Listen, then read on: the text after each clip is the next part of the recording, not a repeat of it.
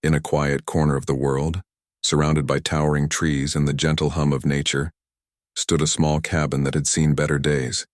Its wooden walls were weathered from years of rain and sun. Its roof sagged slightly in places, but it was sturdy, and to John it was everything. This wasn't just some weekend getaway or vacation home. This was his sanctuary, his refuge from the chaos of modern life. It was where he felt truly at peace. The cabin sat on the edge of a beautiful lake, so clear you could see fish darting beneath the surface on sunny afternoons.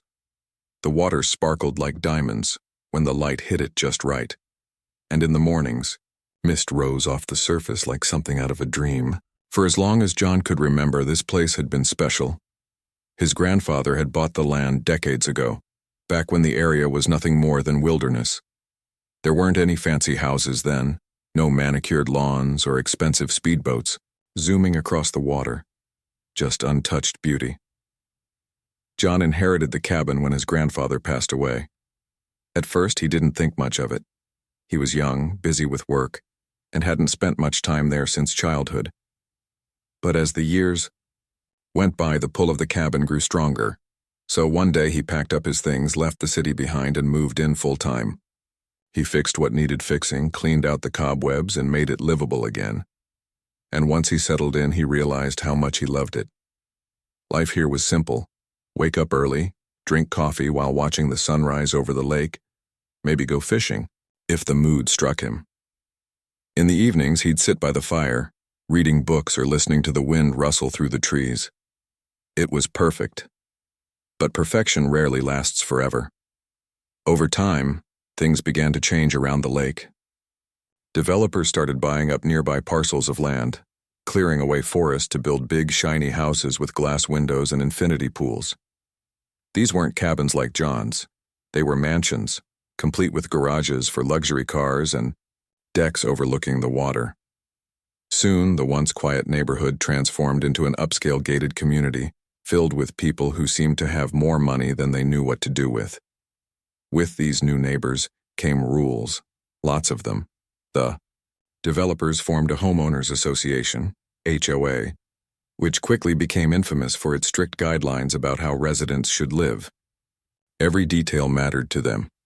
The color of your house, the type of plants in your garden, even the size of your mailbox. They sent out newsletters every month listing all sorts of regulations, most of which John found ridiculous. One rule said, you couldn't park trucks near the water because they ruined the aesthetic. Another banned motorboats with engines louder than a certain decibel level. Even the color of curtains in your living room window apparently had to meet HOA approval. At first, John tried to ignore the letters and notices showing up in his mailbox. After all, his cabin had been there long before the HOA existed. His family owned this land. It wasn't part of their little gated paradise.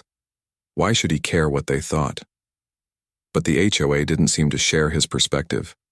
They kept sending him warnings, telling him to repaint his cabin, cut down dead trees, and remove the old wood pile stacked neatly beside the porch.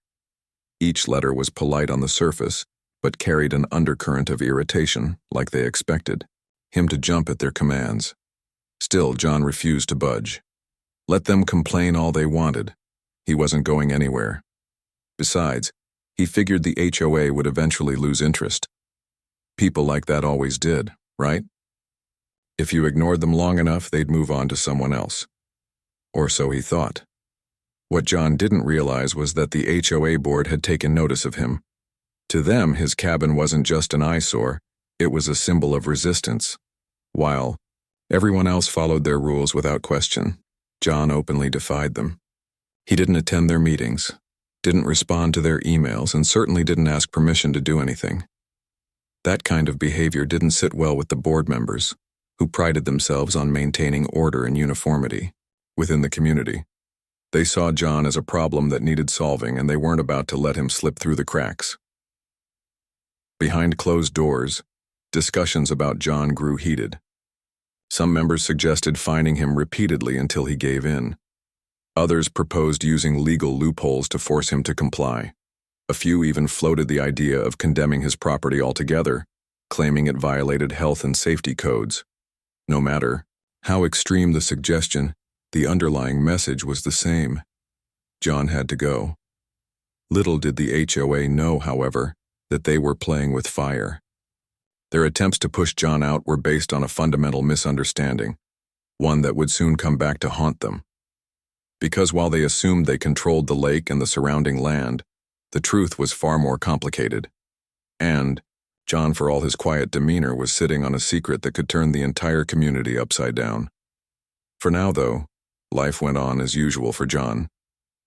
He continued his daily routines, blissfully unaware of the storm brewing just beyond his doorstep. The sun still rose over the lake each morning, painting the sky in shades of orange and pink. The fish still swam lazily beneath the surface, waiting for him to drop a line. And the cabin, despite its age and imperfections, remained exactly where it had always been.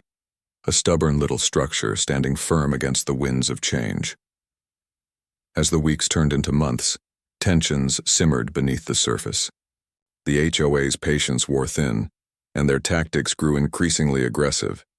Yet John remained unfazed, confident in his ownership of the land.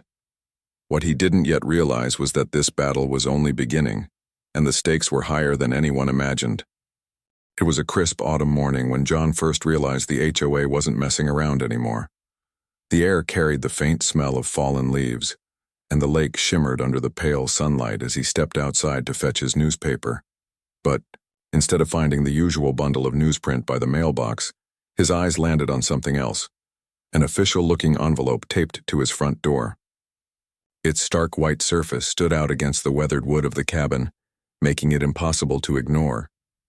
Curious but wary, John peeled it off and opened it inside.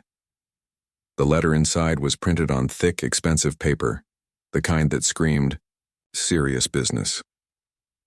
It began with formal pleasantries, "Dear Mr. Last Name," followed by phrases like, "In accordance with community standards," and "To ensure the preservation of property values." But beneath the polished language lay an unmistakable threat. Either bring your property into compliance with HOA regulations within 30 days, or face legal action leading to potential eviction.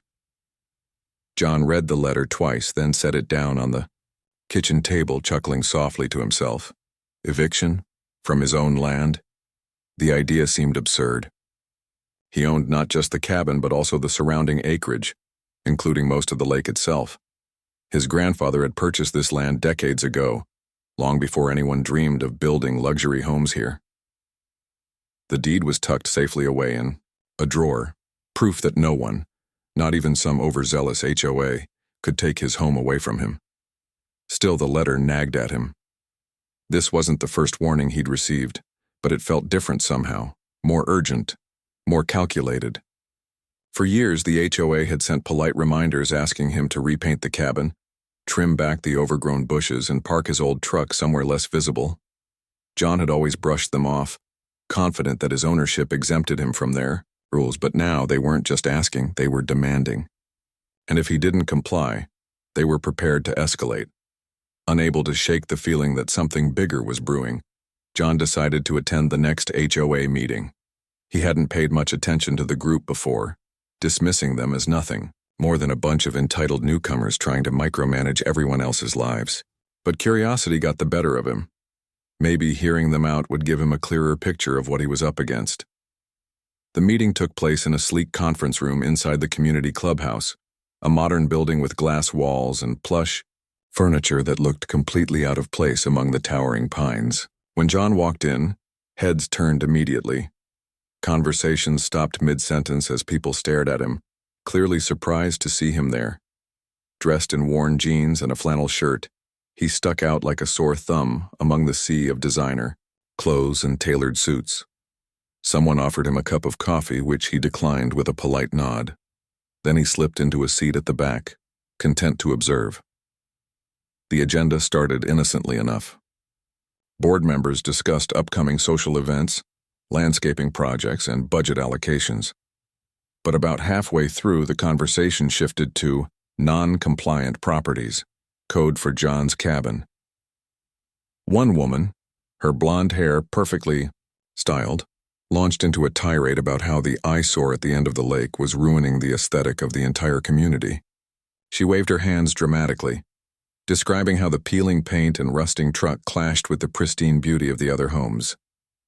Another board member chimed in, suggesting they condemn the property under eminent domain, a legal process that allowed governments, or in this case HOAs, to seize private land for public use.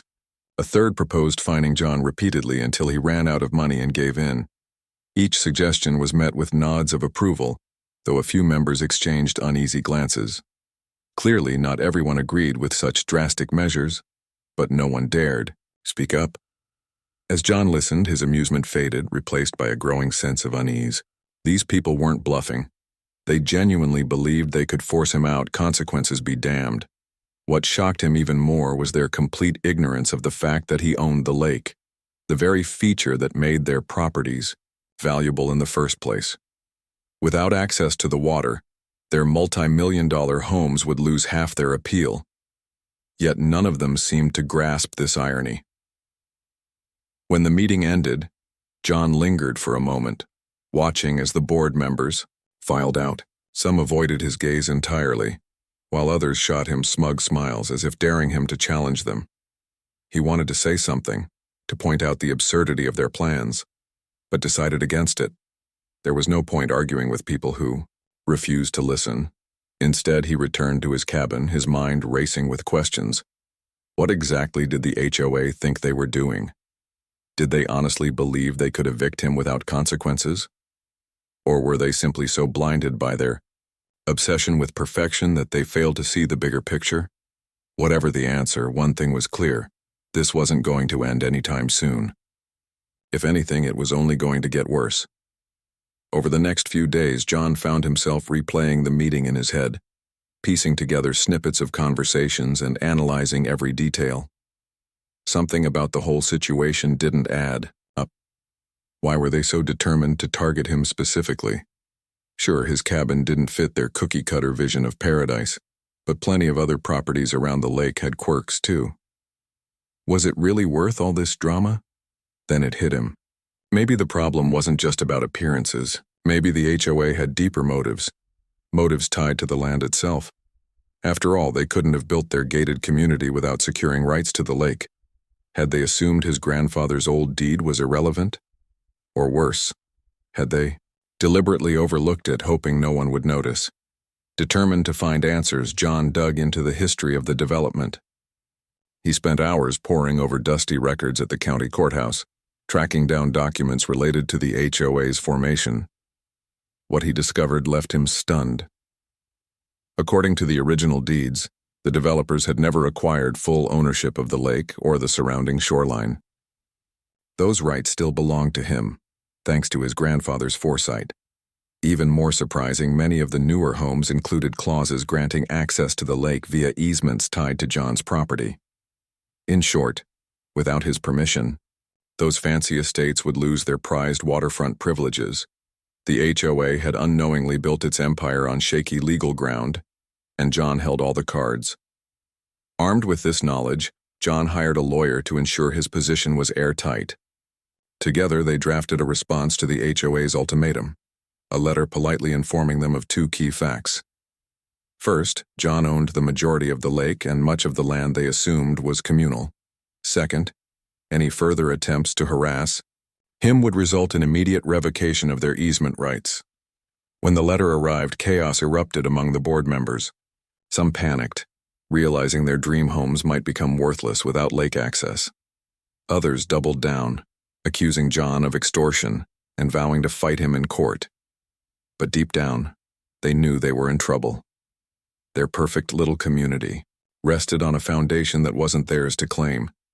And now, the man they'd tried to push out was holding all the power. For John, the letter marked a turning point. No longer would he sit idly by while the HOA plotted against him. He had the law on his side, and he wasn't afraid to use it. Let them come after him if they dared. Little did they know, the real battle was just beginning, and John was ready. The morning after sending the letter to the HOA, John woke up feeling a mix of emotions. On one hand, he felt a sense of calm. He finally had clarity about his rights and a solid plan to protect them. On the other hand, he couldn't ignore the weight of what was coming next. The HOA wasn't going to back down easily, and this fight was bound to get messy. Still, as he sipped his coffee by the lake, watching the sun rise over the water, he reminded himself of something important. He wasn't just defending his home. He was standing up for what was rightfully his. Over the next few days, John stayed, busy preparing for whatever might come his way.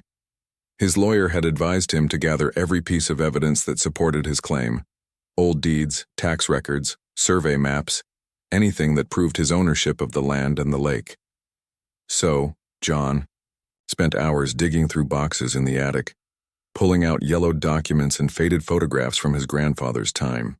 Each item told a story, not just about the property but about the man who had built it all from scratch. It made John proud to know he was carrying on his legacy. At the same time, word of the conflict began spreading around the community.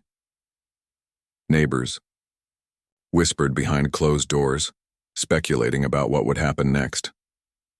Some were sympathetic to John, seeing him as an underdog fighting against a powerful organization. Others sided with the HOA, convinced that John's refusal to play by the rules threatened their perfect little paradise. Tension simmered beneath the surface, turning the once quiet lakeside into a powder keg waiting to explode. Then came the moment John had been dreading and secretly anticipating. A week after his letter arrived, the HOA called an emergency meeting to discuss the situation. This time John didn't attend. Instead, he stayed at his cabin, listening to the distant hum of voices echoing across the water. He could imagine the scene perfectly: board members pacing back and forth, their faces flushed with frustration, while lawyers scribbled notes and residents muttered anxiously among themselves. By mid-afternoon, news of the meeting reached him. One of his neighbors, a quiet woman named Sarah who lived 2 houses down, stopped by to fill him in. She had always been kind to John, occasionally dropping off fresh-baked cookies or offering help when she saw him working outside. Unlike many others, she seemed genuinely torn between loyalty to the HOA and fairness to John. "They're freaking out," Sarah said, sitting on the porch steps as John leaned against the railing. "Apparently your letter threw them into a panic. No one knew you owned the lake until now." John nodded, a small smile playing on his lips. "They should have done their homework before trying to push me out." Sarah sighed, shaking her head. "I don't blame you for standing your ground, but I'm worried about what this means for everyone else. If they lose access to the lake, my husband says our house will lose half its value. People are already talking about moving." "That's not my problem," John replied firmly, though not unkindly. "They built their homes assuming they had rights they never actually had. That's on them, not me." Sarah didn't argue. She knew he was right, even if the consequences were uncomfortable. After a few more minutes of awkward silence, she stood up and thanked him for his time, promising to keep him updated if anything changed. As she walked away, John felt a pang of guilt, but only briefly. He hadn't asked for any of this. The HOA had brought the fight to him, not the other way around. Meanwhile, chaos continued to unfold within the HOA. Board members scrambled to assess the damage, consulting with expensive attorneys and frantically reviewing old contracts. It quickly became clear that John's claims were legitimate. The original developers had indeed overlooked securing full rights to the lake, leaving the HOA dependent on easements tied to John's property. Without those easements, their entire operation would collapse like a house of cards. For some members, denial set in. They clung to the hope that there must be a loophole, some technicality that would allow them to bypass John entirely. Others lashed out, accusing him of greed and selfishness.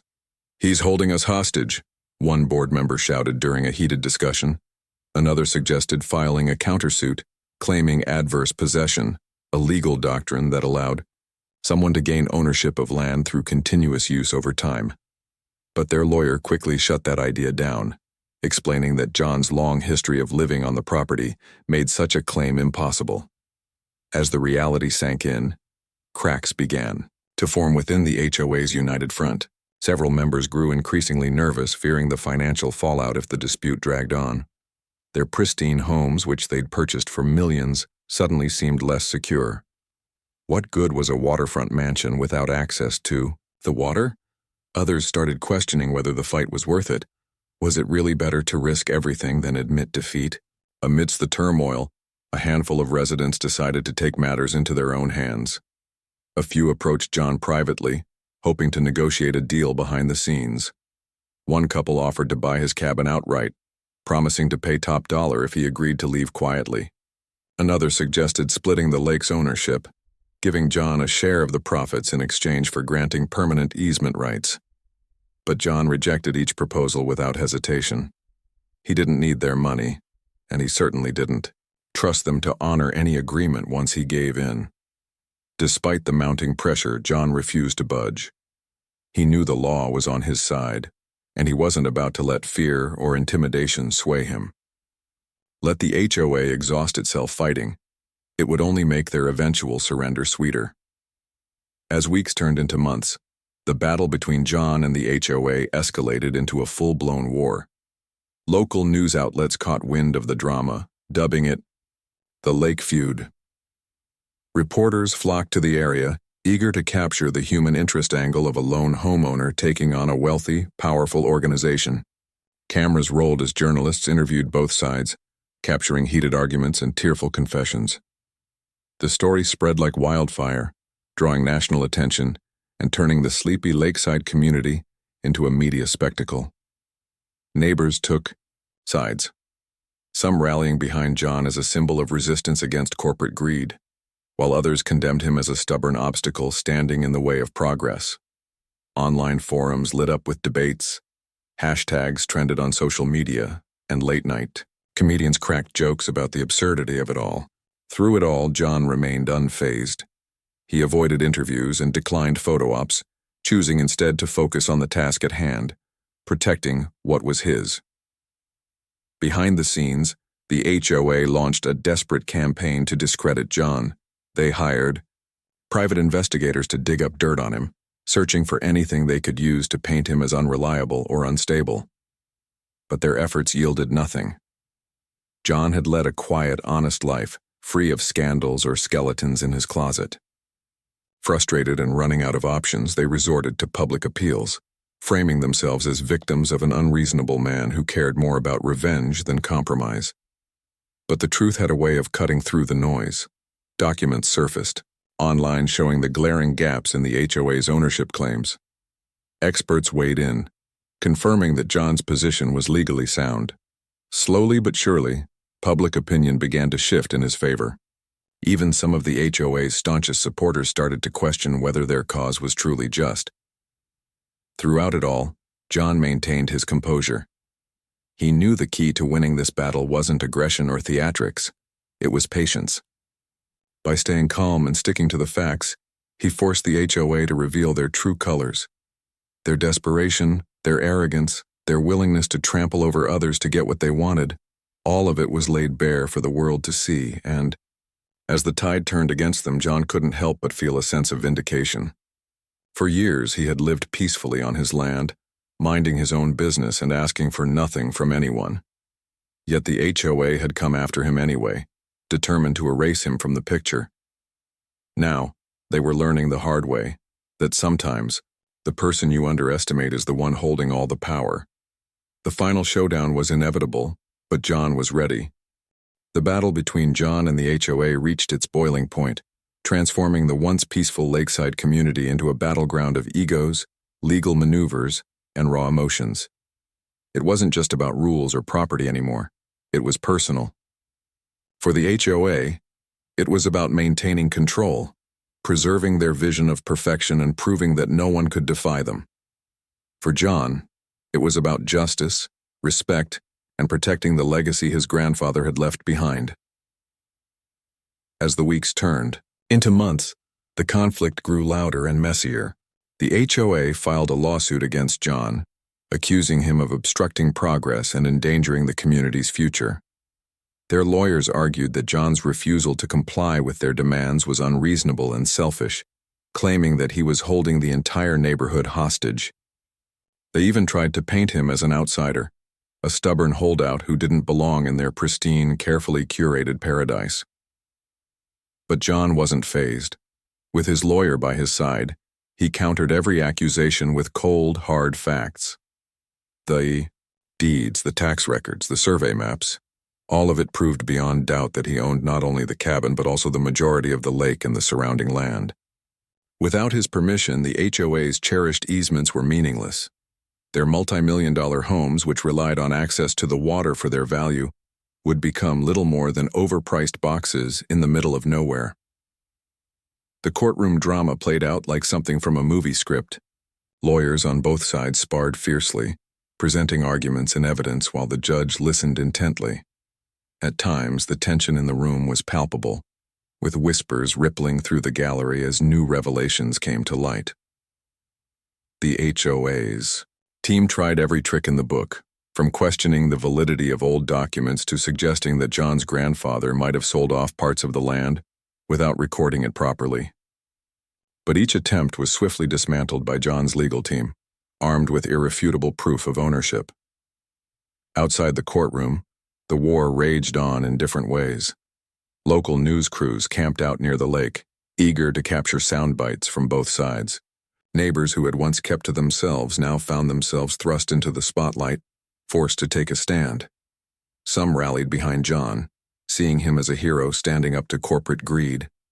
Others doubled down in support of the HOA, convinced that his actions were ruining their investments and tarnishing the community's reputation. Social media became another front in the battle.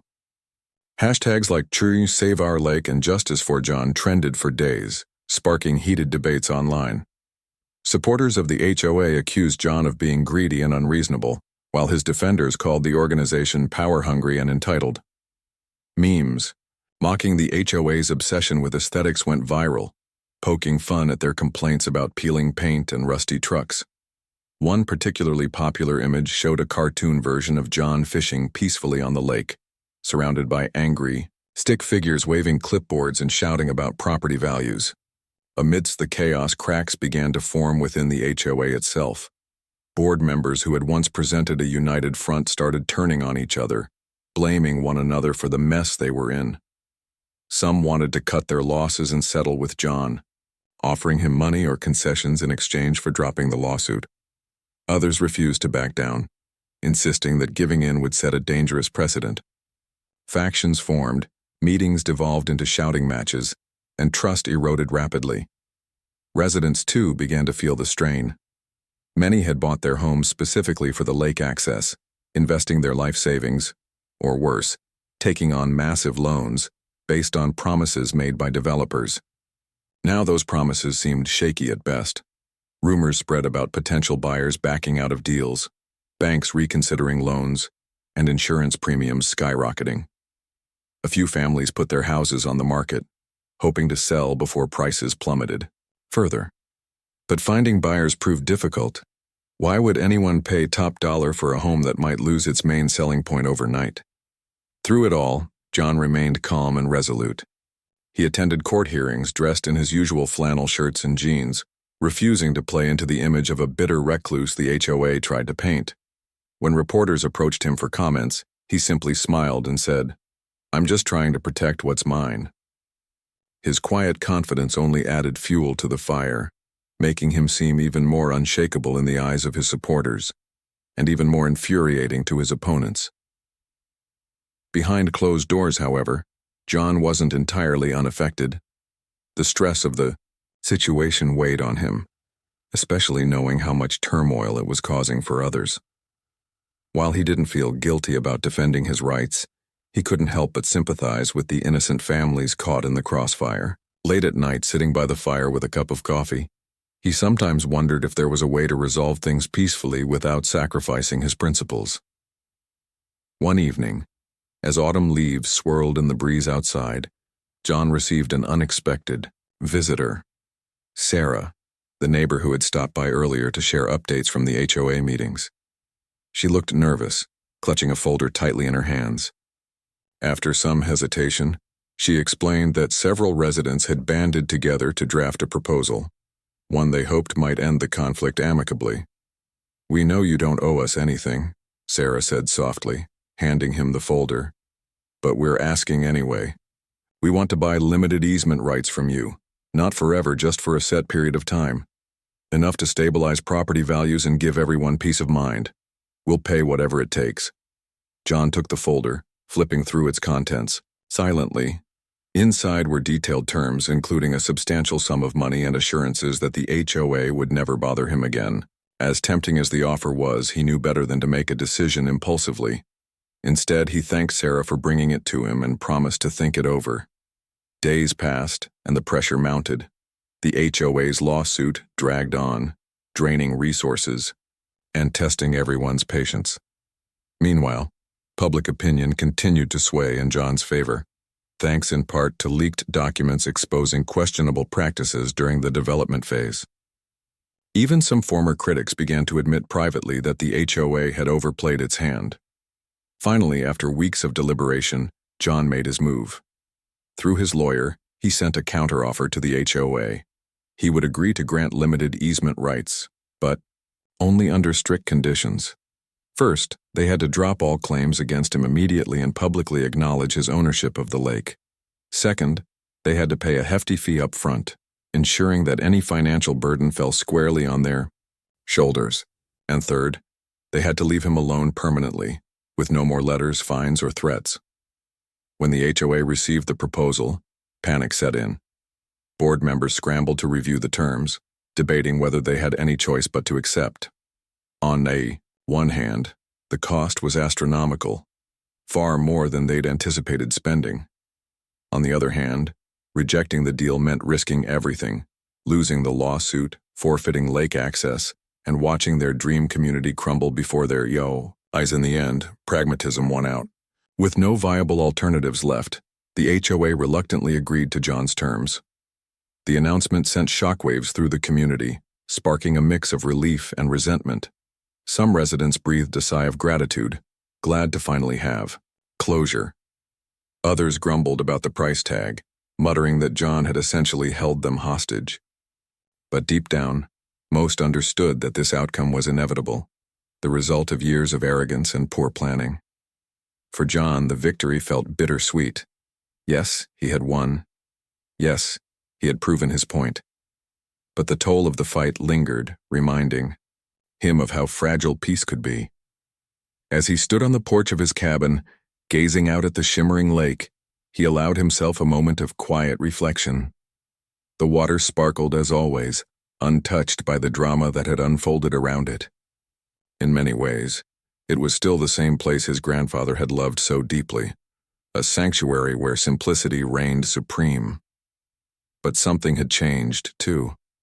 John realized that owning the lake wasn't just about having power over others. It was about responsibility. From now on, he vowed to use that responsibility wisely, ensuring that the beauty and serenity of the land endured for generations to come. And so, life slowly returned to normal.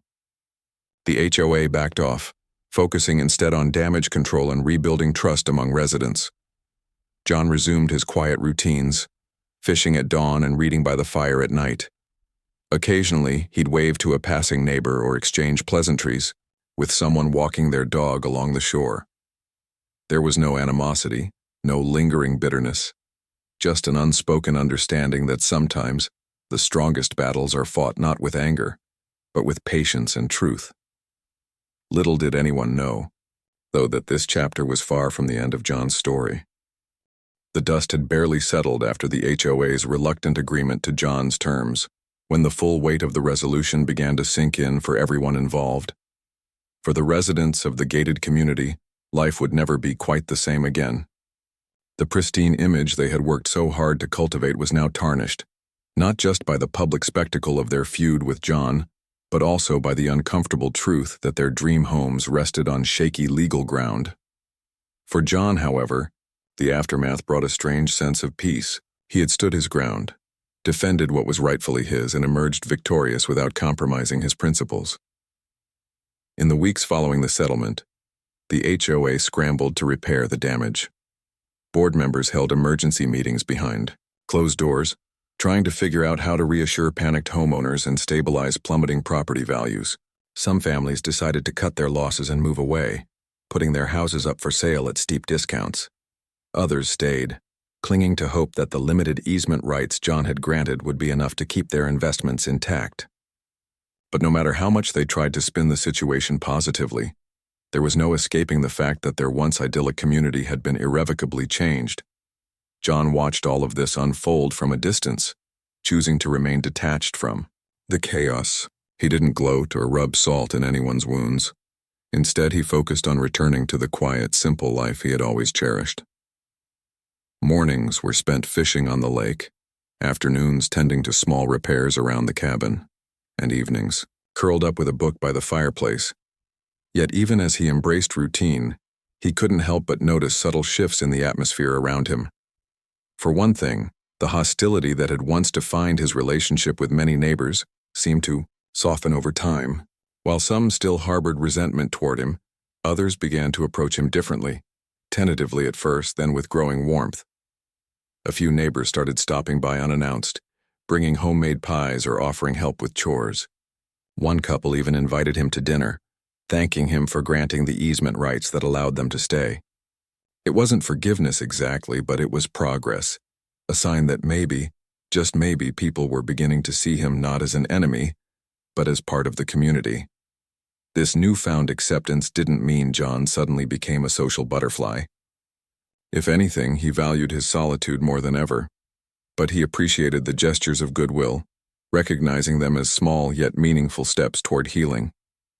And while he still preferred spending most of his time alone, he found himself occasionally waving back at someone jogging along the shore or exchanging pleasantries with a fisherman casting a line nearby. These interactions, though brief, reminded him that coexistence was possible, even if it took time and effort. Behind the scenes, the HOA continued to struggle with its identity. Having been humbled by their defeat, they toned down their authoritarian tactics and adopted a more conciliatory approach. Rules about paint colors and mailbox sizes were relaxed, and fines for minor infractions became less frequent. Some board members resigned, citing burnout or disillusionment, while others vowed to rebuild trust through transparency and accountability. Slowly but surely, the organization began to transform, from a rigid enforcer of perfection into something resembling an actual neighborhood association. Despite these changes, John remained wary of getting too close to the group. He knew better than to trust them completely, especially after everything they had put him through. Still, he acknowledged their efforts to improve, even if only grudgingly. When they sent him polite letters updating him on community projects, or inviting him to participate in events, he responded with short, courteous replies. Nothing more, nothing less. To him, maintaining boundaries was crucial. Just because tensions had eased didn't mean he was ready to let his guard down entirely.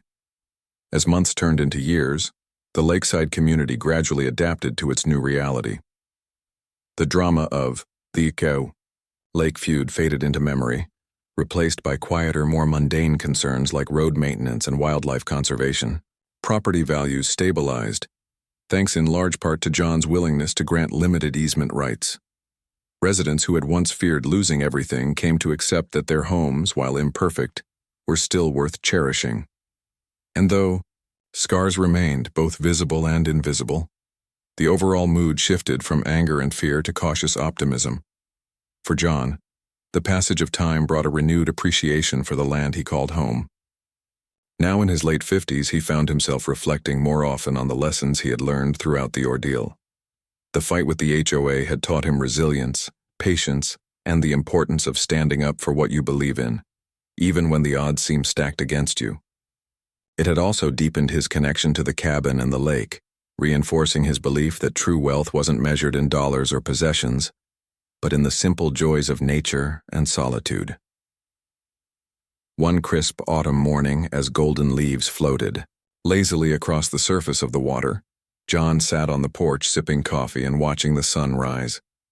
The air smelled faintly of wood smoke, and the world felt impossibly still.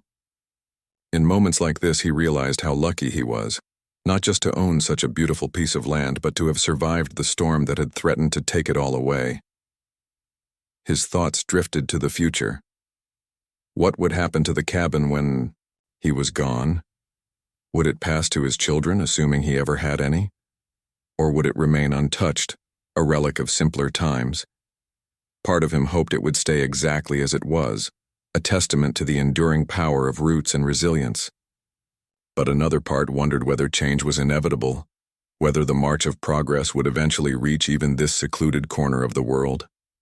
Whatever the future held, John knew one thing for certain. He had done everything in his power to protect what mattered most. His grandfather's legacy was safe, the lake remained pristine, and the cabin stood strong against the winds of change.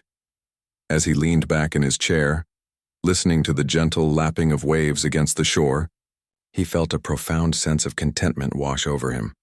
This place wasn't just his home, it was his heart, and no amount of conflict or chaos could ever take that away. In the end, the story of John and the HOA became more than just a tale of property disputes and legal battles. It was a reminder that sometimes the things we cherish most are worth fighting for, not out of greed or spite, but out of love and respect. It was a lesson in humility, showing that even the mightiest organizations could falter when faced with unwavering determination. And perhaps most importantly, it was proof that peace doesn't come from avoiding conflict altogether, but from navigating it with grace and integrity. As the seasons continued to cycle through their endless dance, John remained a constant presence by the lake.